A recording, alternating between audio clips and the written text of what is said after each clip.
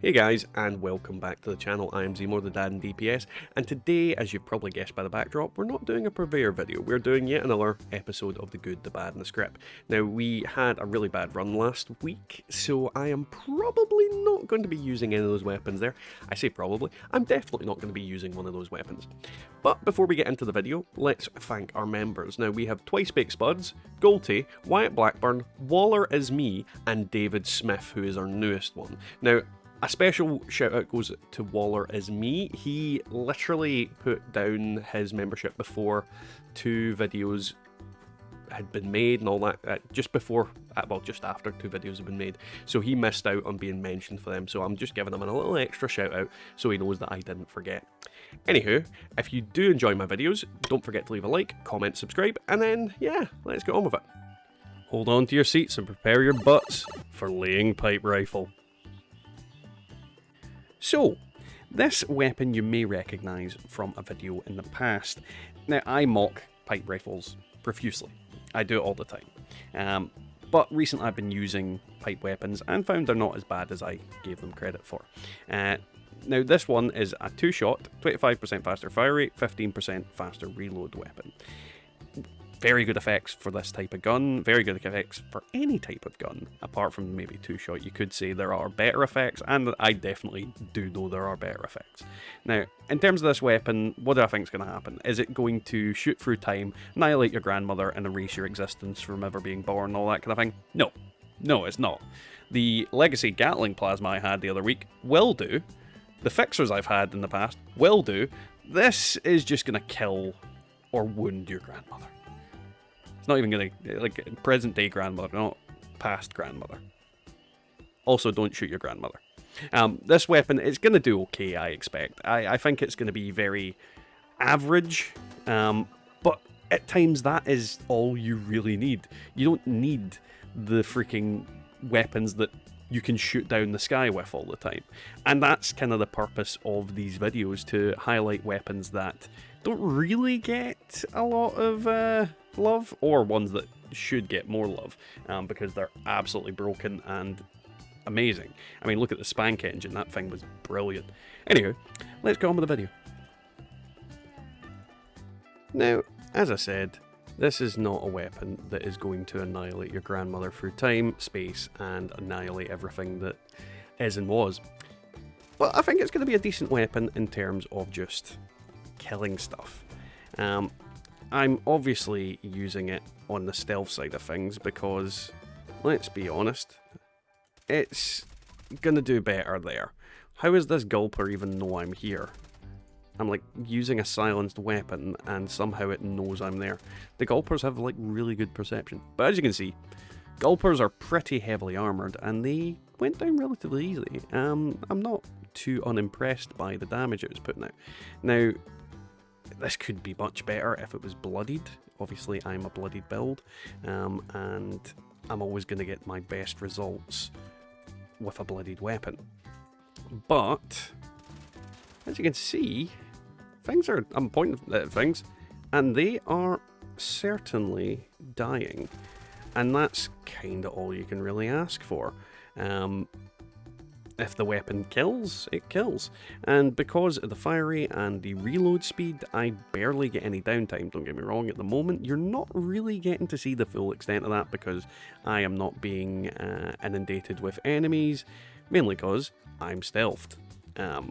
Because if I get inundated with enemies with the build as it is currently, I will get completely and utterly battered into the ground, which you'll see in a second when I show it. Again, it's pretty much the standard build I'm always using, but I will show it for consistency. But yeah, I mean, it dies in under a second. I mean, there's not really much else you can say about that. I'm killing enemies quickly. And because I'm using it with VATS, two-shot PP fire, where everything just goes off in stupid directions, isn't happening. Which is why two-shot weapons are typically better in VATS in general. Don't get me wrong, it would be better if this was two-shot explosive, but I can't really get what I want all the time. And that was out of stealth and still killed. So, you know, I definitely think this weapon is doing relatively well. But let's see what the build is, and then we'll move on to something bigger and scarier. They're not really scary. So as usual, I will be very brief with this. We have Bandolier, so I can walk around. On here we've got Ground Powder, so I can reload all that faster. Master Commando, all the kind of regular commando abilities. Concentrated Fire, Tank Killer. Radical for more strength. These are just for XP, but I could put Tenderizer on for that extra bit of damage. We've got Gunsmith, because this isn't an explosive weapon. I don't need it to be anything else. Nerd Rage for extra damage. Adrenaline. We've got Mr. Sandman, Mr. Sandman and Covert Operative on here for that extra damage during the night time, as well as just normal. And on here we have Critical Savvy, Better Criticals, Grim Reaper Sprint, and our usual kind of things. It's all based on damage and getting more crits. Obviously for survivability I could put on Ricochet, Serendipity, all manner of different things. Bloodied Mess, there's loads of different things I can do to tweak this build and move stuff around. I'm not gonna, but that's it, that's the gist. Now we are at the House of Jeff. Big ass, stupid super mutant that you all know, love, and generally love to watch me murder in horrible ways. So let's see how this does against him. 1 clip, 2 clips, 3 clips. Oh, and I've ran out of VATS power. Now, he hasn't seen me. It's not killing him as fast as a lot of the weapons, but yeah, it's about 4 clips. So that's 60 bullets. It's not that bad. It's not the worst amount of damage I've ever used on him, for definite. So yeah, it could be a lot worse. Let's move on to something far more dangerous, and I don't think this is going to do well against it, personally. And now, obviously, we come to Queenie. Now, the thing about her that I must reiterate in all situations is that she is a big pain in the bum. So what I've actually put onto my build is the perk. Oh, heal myself up quickly. Almost died. Is the perk Tormentor, and the reason for that is I can cripple her damn limbs. This is pretty much the best way of dealing with Queenie, is cripple her damn limbs with Tormentor and shoot her square in the chops. After you basically use Tormentor, you can cripple her really easily. So for a weapon like this, it is not optimum to play fair. And as you see, I'm kicking her ass. Kicking her big scaly ass. But yeah, Tormentor is good with this gun against big things like her. Definitely use it. So the main question should be, how does this weapon compare in daily ops? Because, let's be honest, at the end of the day, that's kinda the big point of weapons nowadays. Can it get you through a daily op? Can it kill a Torch Beast Queen? Can it do all these random doodads? Well, in terms of damage, as you can see, it kills them pretty quickly. However, I'm using about a full clip, and I'm getting about a full clip back, so I'm kind of breaking even on the ammo. Obviously not every enemy is going to take the same amount of shots, but yeah, I don't think I'm going to be killing things as quick as with certain other guns. There's also the factor that I might not always get a clip back. So let's see. Well, I did get a clip back there. Let's see who's next and see how much ammo we get that way. Again, daily ops ammo is a big factor for me in any time. So yeah, you don't always get a full clip back, but then again, I don't always use a full clip. So there is that factor as well. Gets the job done though, definitely gets the job done. So it's not a bad weapon at all. And to be honest, as long as it's not a melee day, you don't need to worry too much about ammo, because at the end you do get a big sizable chunk. But the biggest problem I find with this weapon is just that its durability isn't great for the for the type of weapon it is. There are plenty of other weapons out there with greater durability than it, and if it breaks too quick, then that can be problematic in itself. Right, now you're going to get to see how it does against one of the harder enemies, the code carriers. And then we will move on to the big boss of this area. Where are you?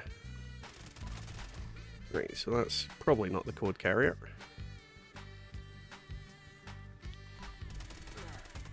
That definitely wasn't the code carrier.